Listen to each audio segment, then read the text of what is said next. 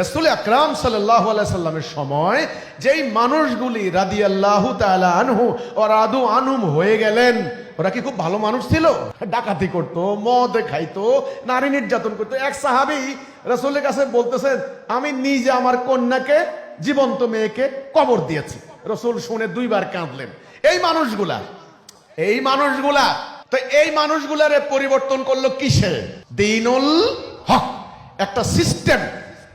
ইনশাআল্লাহ আপনি বলেছেন হিজবুত তাওহীদ যদি রাষ্ট্র ক্ষমতায় যায়, দুর্নীতি, অপরাজনীতি, অর্থ পাচার করবে না।